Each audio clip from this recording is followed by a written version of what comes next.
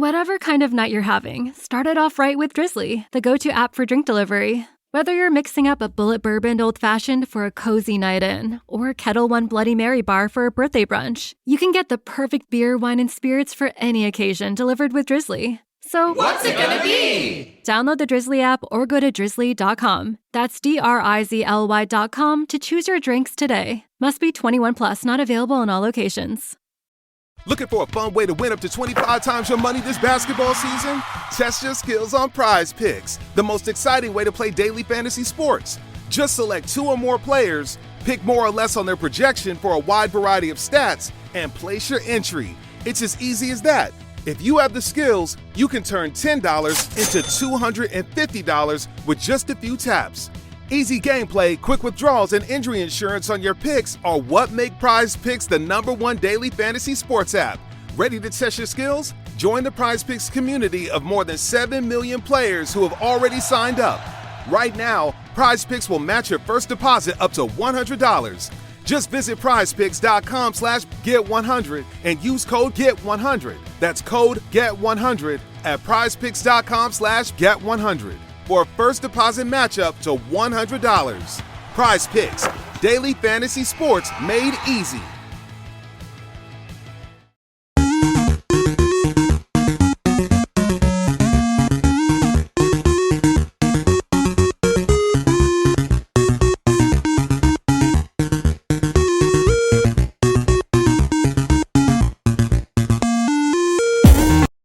Hey guys, welcome back to Three Terrible Gamers. This is episode 40. I'm here with Colin. We're getting up there. Yeah. Hey guys. A lot of episodes, huh? 40 already. Feels like it was yesterday. Yeah, it does. It just went by fast. But anyway, we got some topics that are left over from last week and a couple from this week. Hopefully we can get to them. But Nicolas Cage is coming to Dead by Daylight. Yeah, there was a trailer that dropped. I guess he's going to be one of the villains in the game, which don't really make much sense because he's not really known for his horror roles. I know, like in the past couple of years, he's starred in a couple horror movies, but realistically speaking, how his character worked on the trailer, I think Ghost Rider would be a scarier option to go with than just what he looks like in general. But there's more news coming on July 5th, but they just released a teaser trailer with him coming to the game. But more news about the DLC for it and everything else will be out around, like I said, 4th of July time. Yeah. It's definitely different. I wasn't expecting him to come to the game. Like you said, you don't really think of him as a horror character, really. But he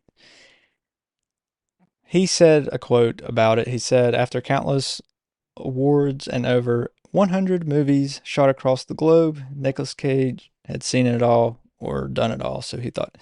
But now he's in a game I really don't see a point in him coming to the game, but I guess they got to add DLC to it somehow to keep it going, getting new, fresh content. Yeah, but it gives him a chance to dip his hand in everything. Yeah. I mean, Dead by Daylight, it's a fun game. It's not something I play every single day, but I do play it once in a while, and it's not bad to play once in a while. Yeah, and having an extra character isn't going to hurt anything, but usually whenever you have your normal horror game villains in there, then all of a sudden you got Nicolas Cage. It's a whole different setup, seems like. Not really scary, but... Yeah, he's not known for it because one of his most iconic horror movies was The Wicker Man. Yeah. And that was, that was a remake of an older movie. So, like I said, recent years he's done, I think there was one, it was like a Playhouse horror where he was like pretty much like a knockoff of like Chuck E. Cheese. He was going around fighting villains in it, and then Renfield, it just came out this year. Okay. Like I said, there are still more horror comedies than what they are straight horrors, though. Yeah. I mean, like you said, Ghost Rider would be a better fit for a villain, but he's not really guess He's a considered hero, a. not a villain. That's what I'm saying. He's not really a villain in the movies. He's more of a hero, so that don't really fit either. So But a flaming skullhead is definitely more scary than a normal looking person. yeah, I mean, yeah, I don't know. That's not my choice. It's theirs, but good for him. Getting in a little bit of everything. All right. So now Redfall has had a rough start, and it has now fallen to only 200 concurrent players on Steam. Yeah, it's uh, definitely not a good sign for the game. I seen it for the first time today. I was at GameStop and happened to see the cover for it. Cover don't look bad, No, it but looks good. obviously we know it's not too good of a game since it went from 6,000 concurrent players down to 200 on Steam. Uh, so it was pretty much like I said, it was at 6,000 pretty much 24 hours after it launched, and after launching on May 2nd, the number has dwindled down to just under 200. So it's not even technically 200. I think it's in like 195. Which is Yeah, still extremely. Like I said, 6,000 isn't good from the start. I mean, it was an anticipated game, so right. you think for an anticipated game, you should have at least, you know, upper double digit thousand range. I'm not going to say you need like 100,000 players concurrently to be a good game, but definitely high double digits.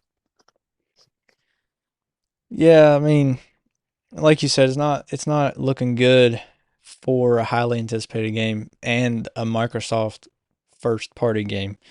That's really bad. And the sad thing is, it's their first party game released in I think a couple years now because they didn't release anything last year because everything kept getting delayed. Redfall got delayed, Starfield got delayed, and hopefully Starfield saves them later this year.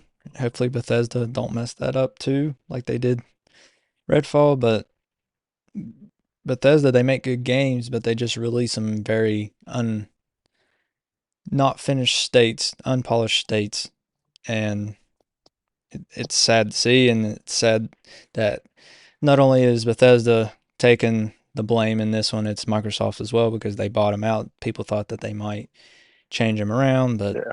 it's hard to change around a company that's been doing something for the same way for quite a while. Just because you buy them out, that doesn't mean that they're just going to completely change all of a sudden. Yeah. And I mean, you take a company that literally their best known titles are still buggy games to this day, Yeah, like the Elder Scrolls series and everything else. Those games are still littered with bugs and they've been out for a hot minute now. yeah, yeah. I mean, obviously they're selling, they don't care. But maybe with Redfall not selling and Microsoft does own Bethesda now, maybe they will push on them to release more patches and fix the game so people play it again because it's just been less than a month and nobody's playing the game already. Definitely not good for a first party title. No, not at all.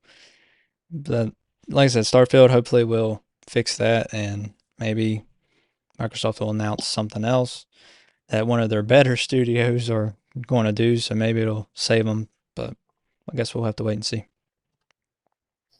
Maybe if it still don't go through with Activision Blizzard, they should just throw Redfall towards PlayStation's way and be like, "Here, we'll give you something." They will give you Redfall if you let us have Call of Duty. It's a false sacrifice. Yeah. I hope that deal goes through. But speaking of the deal, says Microsoft CEO refuses to rule out pulling Activision in the UK. We've talked about this before. Yeah, so it's still, he got asked about it again. And of course, he's just like, no, nope, we're going to keep on sticking to our guns. They're not going to do Brexit in this case, which is, I guess, a term that was used when Meghan and Harry left the royal family. So they're going to stay right there. They're going to keep on pushing until they get what they want, or until everyone tells them that they can't have what they want. Because right now it's just a uphill battle. There's not really going one way or another right now. It's just pretty much a stalemate for what's going on. So until something happens, they're just going to stick to their guns. They're not going to worry about heading out right now. Right. Yeah. They're going to try to make the deal go through as they intended everywhere and get it. But he did say his statement that it's possible that if it comes down to it, UK won't get Call of Duty games. They won't get Activision Blizzard games. So, Which sucks for across the pond people, but I mean, do you sacrifice that little? I mean, I'm not necessarily going to call them a little community, I mean, but yeah, the greater scheme of things, do you sacrifice it for that little bit to give everybody else what they want and what you want in general, or do you say, oh yeah, just because one person can't have it, that don't mean anyone else can? right. And that's the thing. Maybe if other regions have it first, the CMA will be like, you know what? We were wrong. It's not changing anything. You guys can have it too. And then, it's released in the UK. But the statement here, the article I got, it says it's possible that Microsoft could simply refuse to sell Activision Blizzard games in the UK to get around the issue. First shared by The Verge, an interviewer for CNBC TV recently asked Nadella whether there would ever be a scenario in which Microsoft could sell Activision Blizzard games in the US and Europe but leave out the UK. And his response was something that obviously the UK community didn't want to hear, but he just said, if it comes down to it, basically, I'm, paraphrasing it. Basically, if it comes down to it, and the only way to get the deal to go through, yeah, the UK won't get Call of Duty or Activision Blizzard games. But he said, let's just wait and see how it all play out. Hopefully it'll work. Hopefully the appeals will go through and the CMA will overturn it to where they can get, Call of Duty to the UK or wherever. But we'll just have to wait and see. Hopefully. But I'm just happy that if it comes down to it, we will still get it because, our region has already approved it. So. Yeah, it's just whether the UK is holding up everyone else at this point. But like I said, I can understand because the UK is a bigger part of the market for it. But yeah. At the same time, like I said, do you sacrifice the rest of the world for just the UK? No, you don't, because that's not a very good business decision to do. I mean, it sucks for the UK and all the British players, but I don't know if there'll be a way around it or not. I say logically, what you were saying earlier is probably what would happen if it was to go that way is the CMA would eventually go around to it once they see how it works out in everyone else's favor. Right. But until that point comes, there's no way because, like I said, right now it's just at a standstill. Right. And I don't know if there'll be a way around it. Like, I don't think Xbox consoles are region locked, but obviously they'll know where you're at. But if you use a VPN, maybe you could get around and download Call of Duty. I don't know how that will work, but it might be a possibility to look into in the future for any of you British listeners that if the deal does go through and you don't have it, maybe that's a thing, something you should look into. Yeah, especially since there's a VPN site for a VPN site for a VPN site nowadays. Right. They're not going to track it. Around. You can say you're in the U.S. or wherever you want. As far as your game console knows, you are because that's where the IP address is picking up at. Right, exactly. It might be a possibility. Like I said, I don't know if that'll work.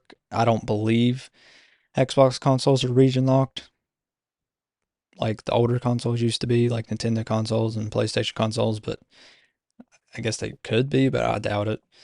But yeah, we'll just have to wait and see. We'll keep you guys updated on whether the UK does end up getting Call of Duty and Activision Blizzard games or not. All right, speaking about Xbox and the UK, it says the Xbox has outsold the Switch in the UK. Yeah, the UK Xbox has hit a monumentous milestone in terms of unit sales. New data reveals from the industry analytics of the GFK company shows that new data reveals the Xbox Series X/S passed 2 million units sold in the UK after 128 weeks, 12 weeks faster than it took Nintendo Switch to achieve the same goal. So, I mean, I kind of take that with a grain of salt because the X and S are technically two different systems. Right. Because the Switch is just the Switch. I mean, yeah, there's the OLED now, but At this time, there from the wasn't. start, yeah, from the start, there was two Xboxes being sold. Right. So, in that statement, like I said, it's kind of a grain of salt that they outsold it because they outsold one system compared to two systems, which I know the S was just, a cheaper version of the X. But Still. like I said, with a grain of salt, yeah, they still beat their sales record because they got two consoles because they got a cheap option and an expensive option. But at the same time, the Switch was what, $300 whenever it came out, just straight up. Yeah. So one console was 500 and you got one console was 300. So yet again, with a grain of salt, yeah, it outsold the Switch, but the reality of the situation is it's two versus one. Right, yeah. And it's not that it outsold it just completely, just in this time frame it outsold it. So not to confuse you guys with it. The Switch has definitely sold more in the UK than the Xbox has so far. But But the yeah, have been out longer in that sense too. what is it? I said, but the Switch has also been out longer in that sense Yeah, too. Like I want to defend both sides here. right. I mean, when it all said and done, I'd say the Switch will still outsell the Xbox S and X, but that's just because it's selling crazy. Even, I mean, there's 123 million out there, and it's still selling. So, but And they're yeah, still popping out new games. yeah, still popping out new games. Hopefully, I'd say for another year or so, probably at least. I mean, more than that, but I'm just saying for one console for another year or so, I'd say. Yeah, because they'll do the whole entire split thing. Like, Merging, kind of merging yeah, years, basically. yeah, you still have your opportunity to get the new games for the next console, but you don't necessarily have to have the next console to get it. Right, right. Yeah, so yeah, the Xbox has sold outsold the Switch in the UK 12 weeks faster for to get 200, well, not 200, to get 2 million sales done at 12 weeks faster, 128 weeks. And has generated 696 million euros, whatever that is in US dollars. I think that's more. Well, Their they're. money's worth more than ours, so it'd be more US dollars. I'm not no mathematician, but I would say probably 695 million, probably roughly. Well, Because I there's think they're 696. 696. So yeah, probably be 7 mil. Well, 700. Yeah, I'd say 7 something for sure. Because I think it's their one of their euros is 77 cents to us. Yeah. Yep, about 25 cents or so difference average, I guess. So whatever the math would be. Yep, you I'm guys not a add it school up. anymore. We're just I'm looking taking a up. rough guess. That's right. And it's a ever changing number too. Right, yeah, it changes. I mean, day to day, it could change just depending on how the community, I mean, not community, but the stocks and everything for the world are doing that day. Some days we're closer, some days we're further away. Yep. All right.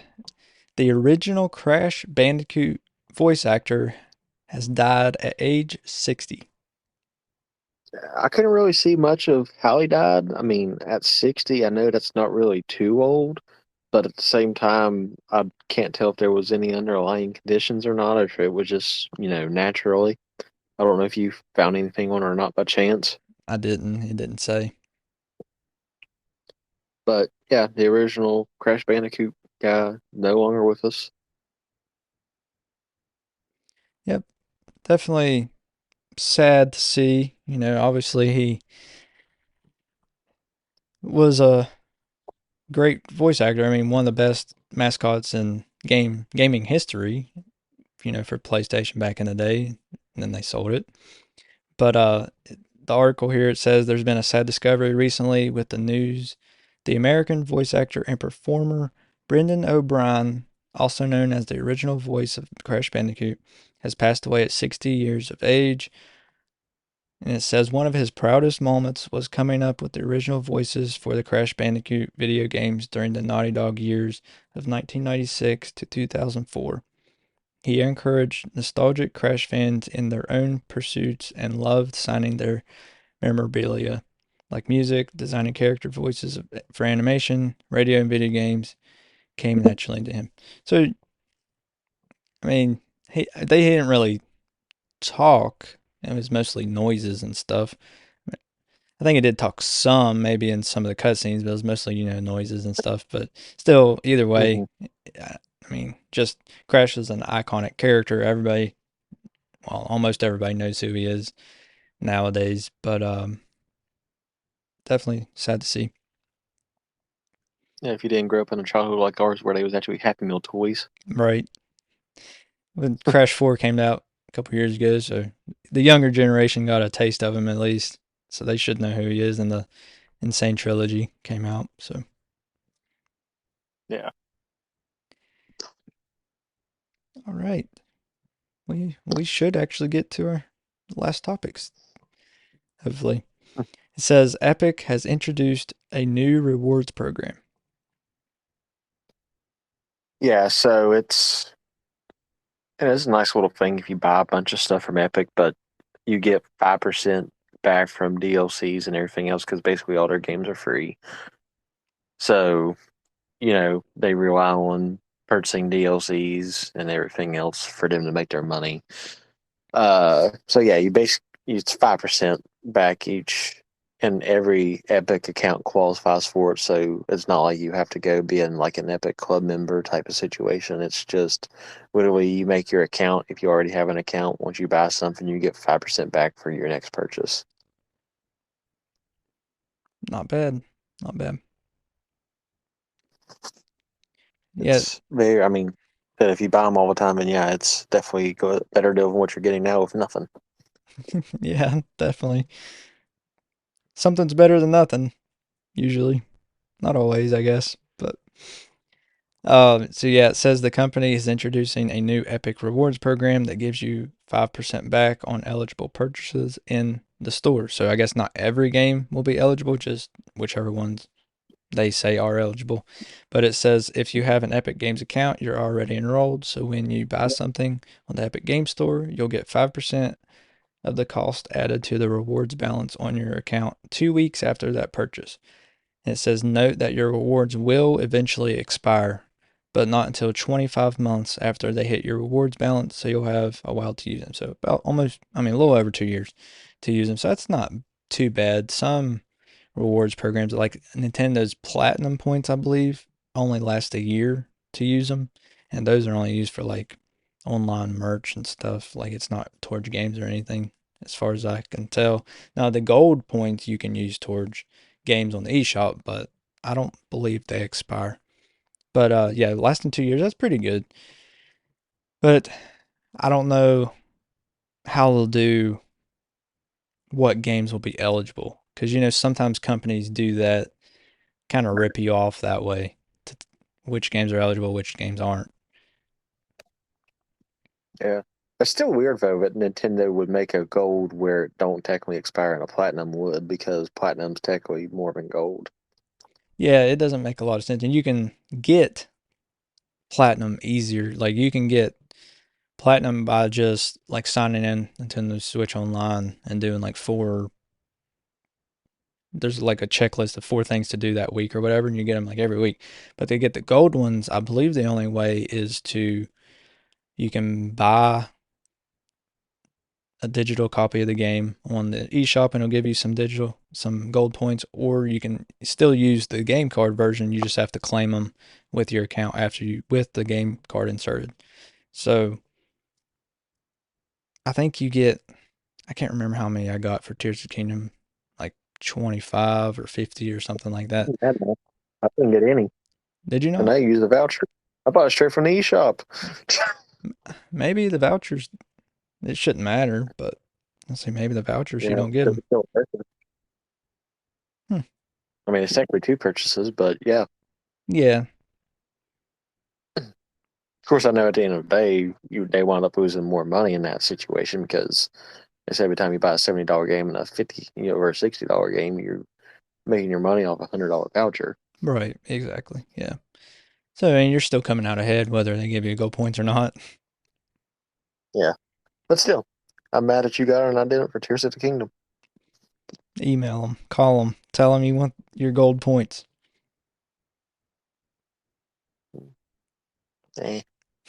Screw 'em. That's right. All right. Okay, so Mario games coming to Game Boy Advance on the Nintendo Switch Online.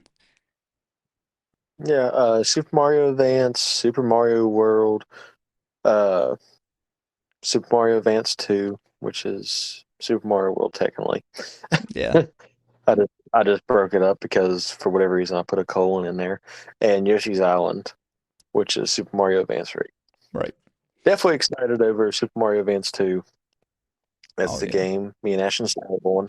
We referred to quite a bit on this thing. Yep. That's the first Game Boy game that we had for the actual Game Boy Advance. Because I know Ashton's dad had a Game Boy, so he technically probably played the Game Boy before I got a hold of one. But I know that's the same game we got together on the same day. Right. Yep. Yeah, so poured definitely more hours into that game on the Game Boy than any other game on the Game Boy. I mean, I played a ton of other games too, but just that one poured, I mean, all the secrets, the Star Road and everything is just hundreds of hours into that game. Especially when you're like 4. So yeah.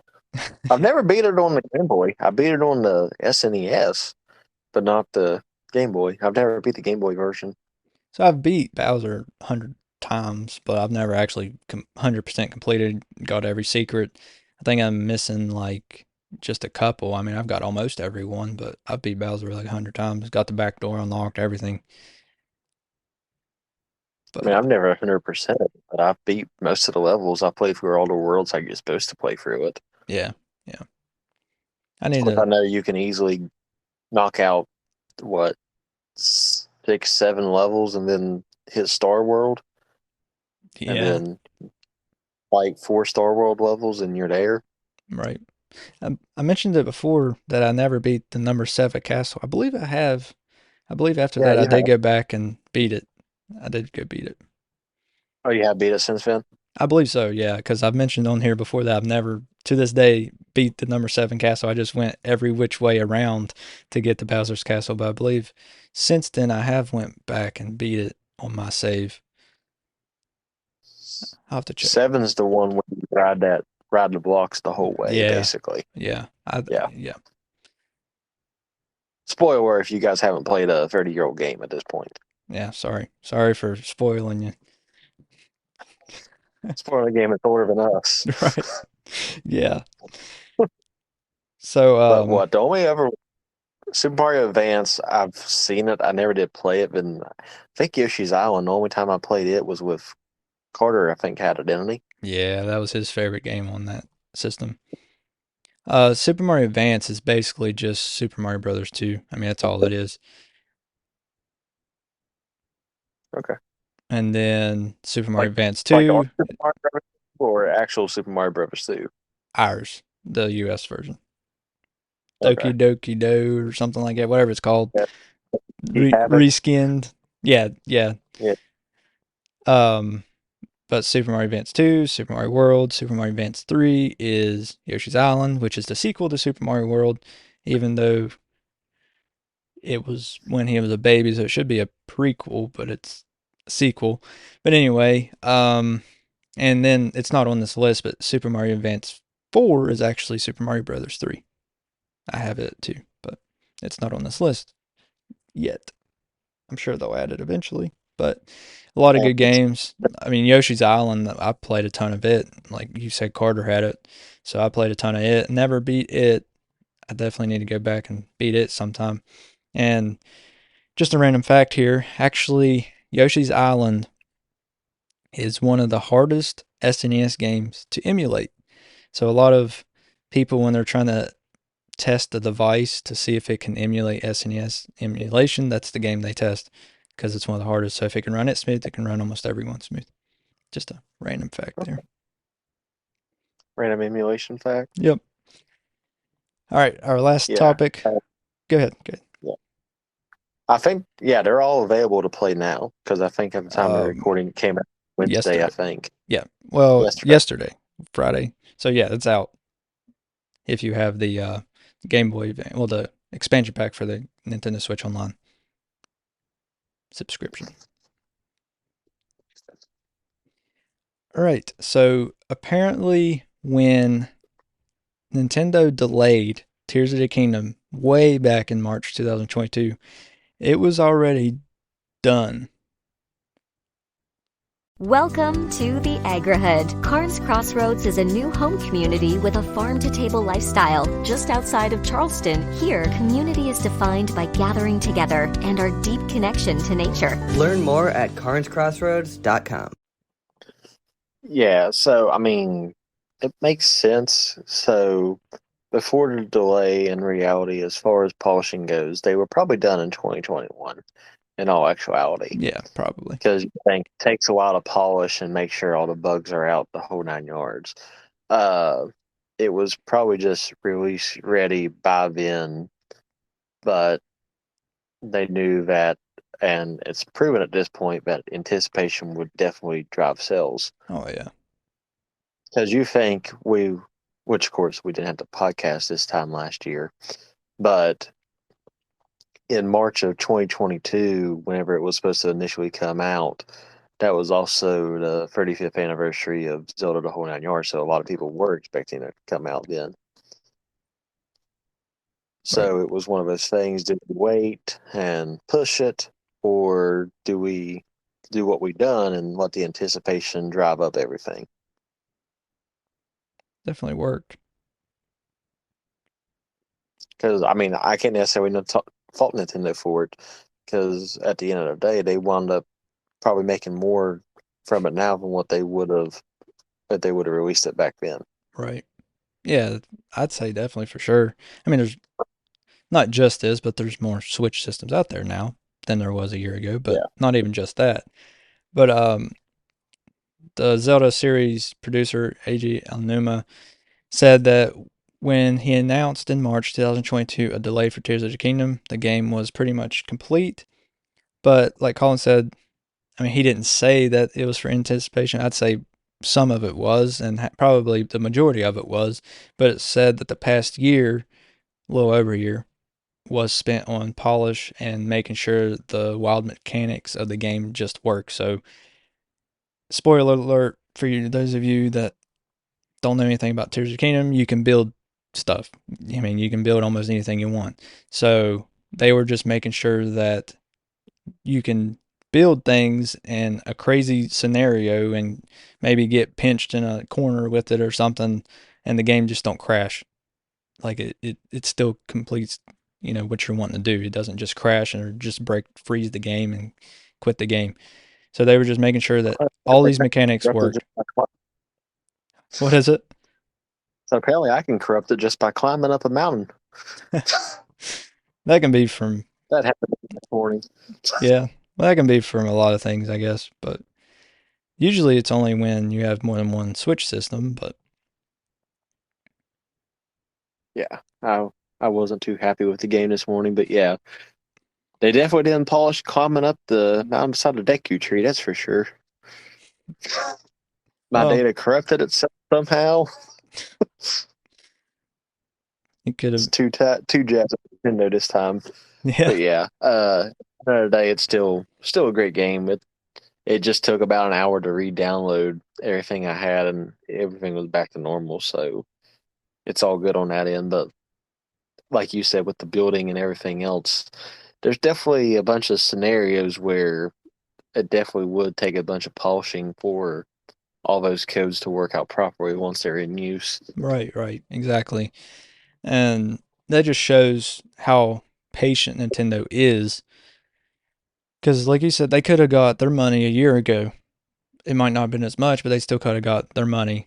But they were more worried about, will the game. I mean, yes, they could have fixed everything in a patch if the game would start to break and everything, but they wanted to make sure that from the launch that it was going to work how it was supposed to. And that's just the difference, like, between Bethesda and Nintendo. Bethesda and other games, a lot of games, most games releasing in the past year have just released in whatever state they're in at the deadline. Nintendo, they're willing to delay a game almost, I mean, over a year if need be, even if the game's done, just to polish it up. And not enough companies are willing to do that because they're too worried about getting that money as soon as possible. Yeah. Instead of, like I said, taking the thing because you throw that thing out there. Yeah, it's since 2019, everyone's known about Breath of the Wild 2, which winds up being Tears of the Kingdom. Right. So that's when all the, everything started with it 2 years after the initial release. And then, so the past 4 years has been anticipation pretty much. And then, like I said, it would have been 3 years. And how you said there's obviously less switches a year ago from what there is now. So, like I said, at the end of the day, Nintendo made the best decision possible. Oh yeah. I mean, they knew it was going to sell, but I don't think they knew it was going to sell like this. I mean, even with the delay, I don't think they expected it to blow up this much.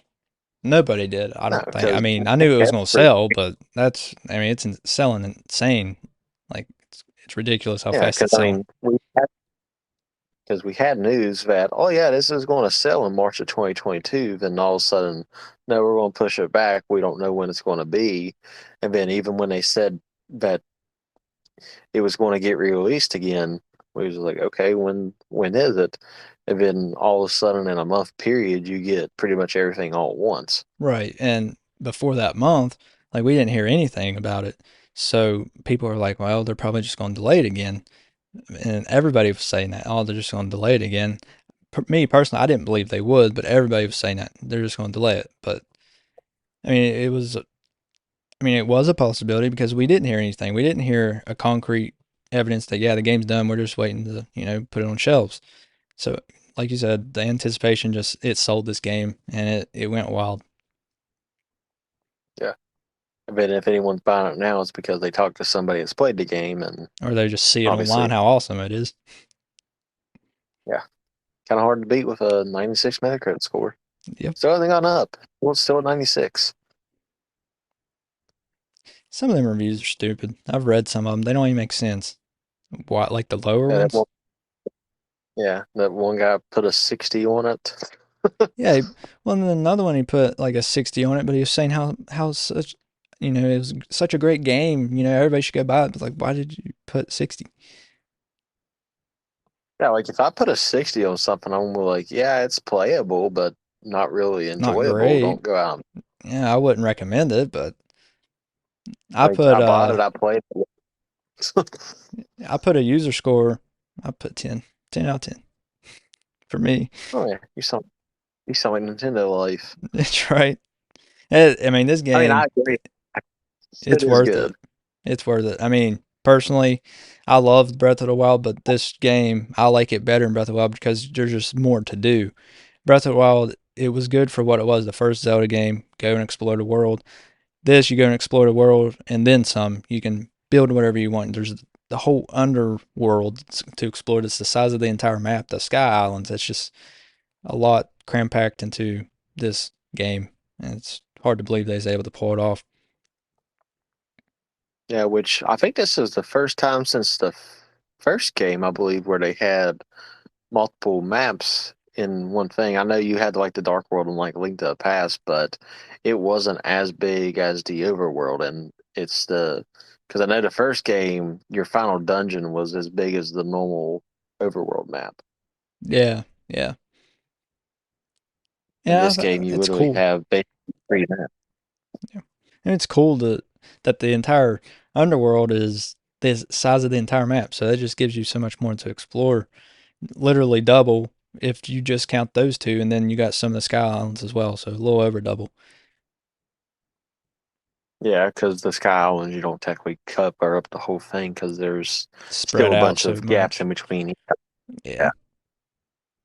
Still, I mean, the Sky Islands do take up quite a. I mean, there's a good chunk of them to go explore and do different Yeah, things. But you get 6 or 7 different island pieces or chunks of land per tower, yeah, and some of them are small, some of them are decent size. right.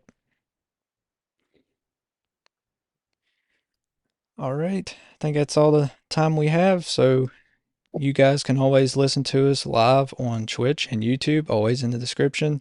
And make sure to follow us on Instagram, Twitter, and our TikTok as well. Go buy our merch, always in the description as well. And you can, if you want, you can watch me on Twitch and Kick and my personal YouTube. Subscribe to it if you want. You don't have to. And we haven't, I think I forgot to mention it in the past couple, but we have a Discord server if you guys want to come over and just chat with us or find out any updates for some reason. If we're not going live at night or we're not going to have an episode out one week, you guys will find it out first there. And that's about the only way you're going to find it out unless we post it on our Instagram or Twitter or something. But Or you just don't see it pop up on your feed on a Tuesday. yeah, but then you'll be wondering, oh, are they quitting? Are they going to stop making episodes, forever? But if you would join our Discord server, you would know. That's right. For sure. That's right. But we appreciate you guys for listening. Colin, do you have anything? Nope, I think you covered everything. All right. We'll catch you guys next week.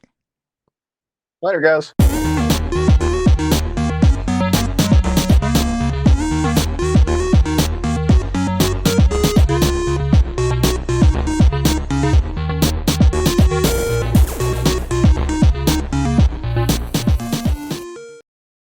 Looking for a fun way to win up to 25 times your money this basketball season? Test your skills on Prize Picks, the most exciting way to play daily fantasy sports. Just select 2 or more players, pick more or less on their projection for a wide variety of stats, and place your entry. It's as easy as that. If you have the skills, you can turn $10 into $250 with just a few taps. Easy gameplay, quick withdrawals, and injury insurance on your picks are what make Prize Picks the #1 daily fantasy sports app. Ready to test your skills? Join the Prize Picks community of more than 7 million players who have already signed up. Right now, Prize Picks will match your first deposit up to $100. Just visit prizepicks.com/get100 and use code GET100. That's code GET100 at prizepicks.com/get100. for a first deposit matchup to $100. Prize Picks, daily fantasy sports made easy.